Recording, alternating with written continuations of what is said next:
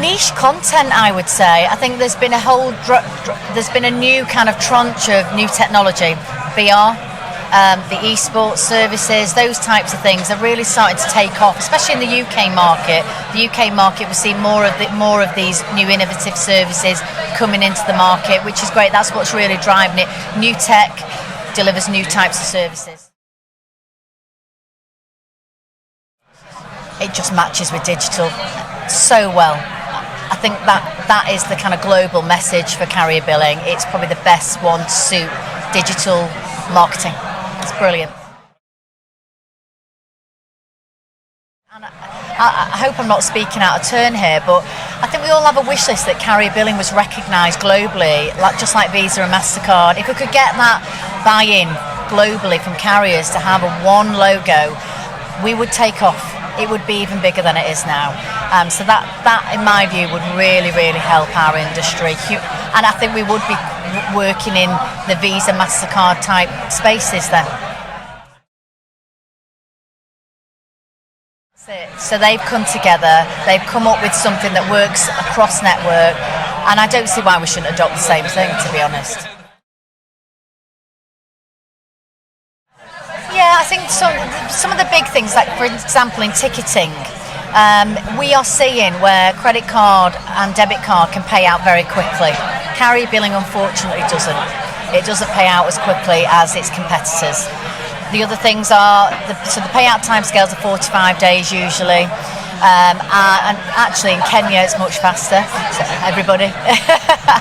And some of the other things are the payouts that in general the revenue share isn't as good. You know, you've got credit debit card at 2-3%. You know, you've got carrier billing in double figures.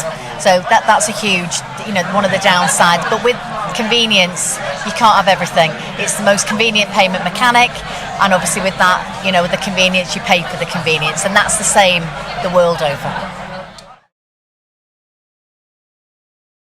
And I think I've spoken about this over the years. Open banking is really starting to take off. It works really well for accounts, account-based top-ups, really ideal because there's no limit on that. What you've got with credit and debit card is it's obviously competing in the same arena now, but open banking is definitely the one where we're seeing growth. You can do subscription services on there, just not as good in terms of payouts compared to credit and debit card.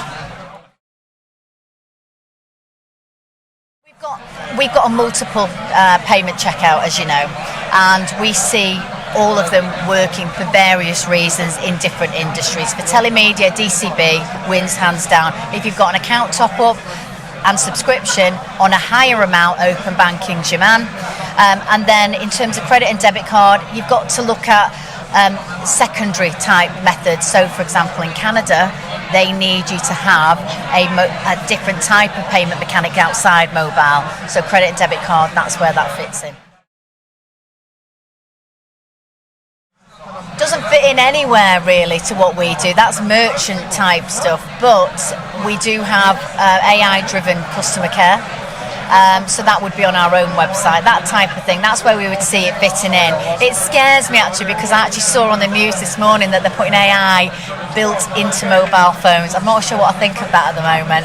I'll see.